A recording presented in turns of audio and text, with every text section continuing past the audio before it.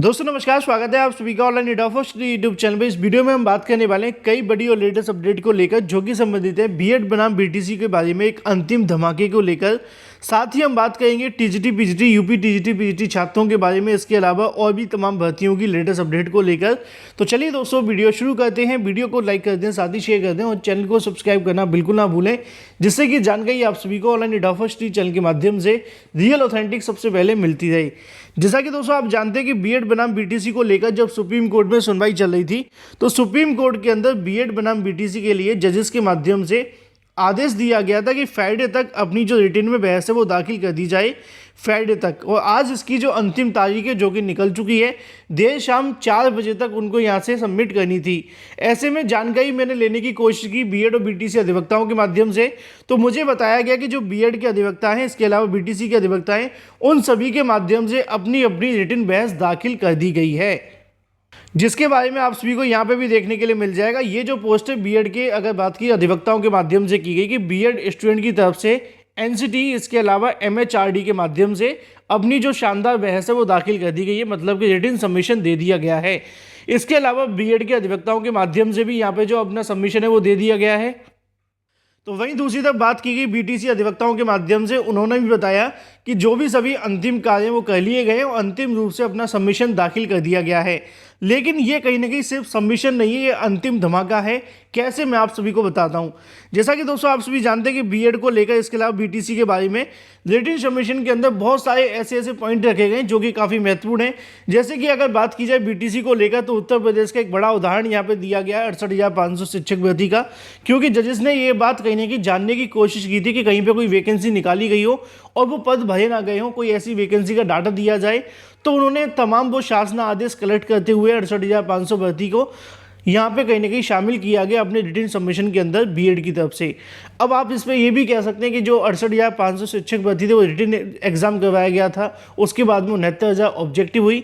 लेकिन आप जानते हैं कि जो पार्टी अपनी तरफ से सबमिशन दाखिल करेगी वो अपने लिए पॉजिटिव पॉइंट ही रखेगी। तो मैं आपको यही बता रहा हूँ कि फिलहाल बीएड अभ्यर्थियों के माध्यम से जो अपनी सबमिशन दिया गया उसके अंदर 68,500 शिक्षक भर्ती को जगह दी गई है।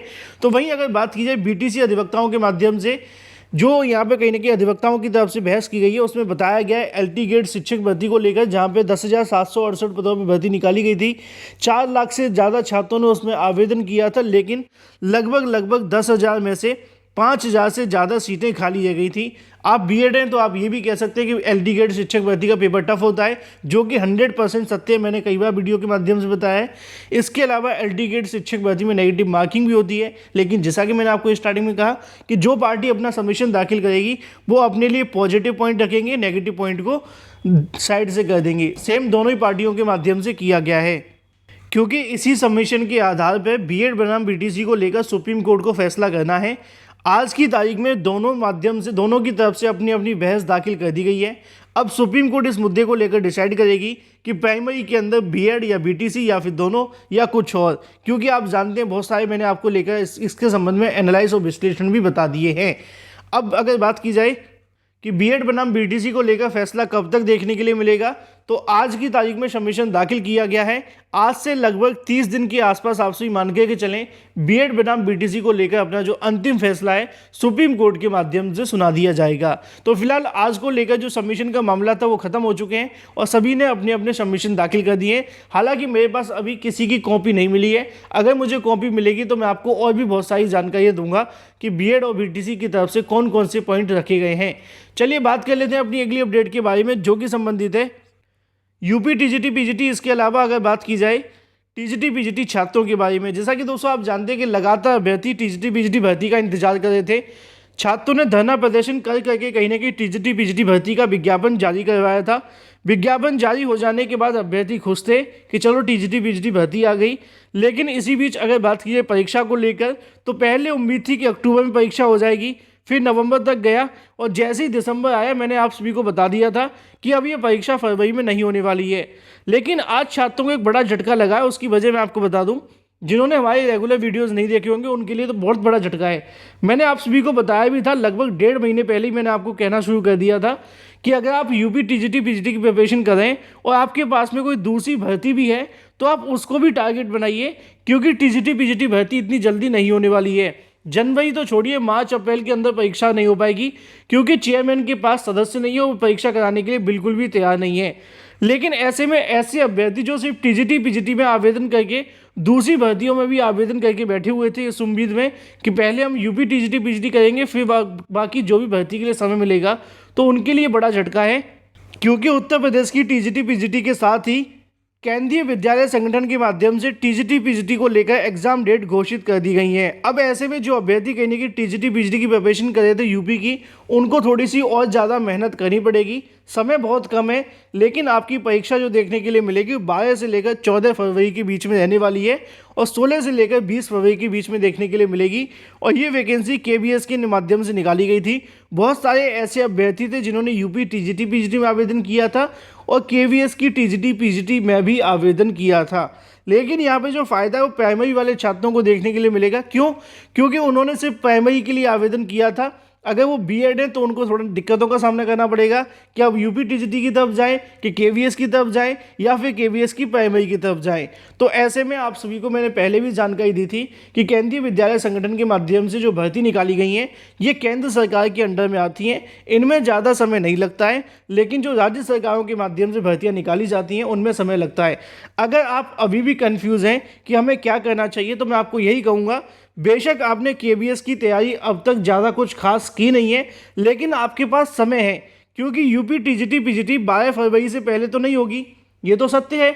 अब 12 फरवरी से पहले यूपी टीजीटी पीजीटी नहीं होगी तो आपके पास टारगेट तो है कि आप टीजीटी और पीजीटी में अच्छे नंबर ला सकते हैं केंद्रीय विद्यालय संगठन के अंदर, बल्कि चयनित भी हो सकते हैं। लेकिन जो पीआरटी वाले अभ्यर्थी हैं तो उनको यहाँ पे एक बात को समझना पड़ेगा। अगर आपकी टीजीटी की प्रिपरेशन बेहतर है तो आप इस पर ही फोकस करें। अगर आप पीआरटी में कहीं ना कहीं आवेदन किया, आपको लगता है कि टीजीटी नहीं पीआरटी मेरा हो सकता है, तो आपकी उसको जो बेस्ट प्रिपरेशन है उसके लिए समय आपको देना ही पड़ेगा। फिलहाल अब यहाँ पे ज़्यादा कंफ्यूज और परेशान होने की आवश्यकता नहीं है। एक झटका तो लगा है छात्रों को, लेकिन केवीएस की शिक्षक भर्ती की एग्जाम डेट घोषित हो गई है। अब आपको जी जान लगा देनी एक नौकरी पाने के लिए, और मेरी ढेर सारी शुभकामनाएं आप सभी के साथ हैं।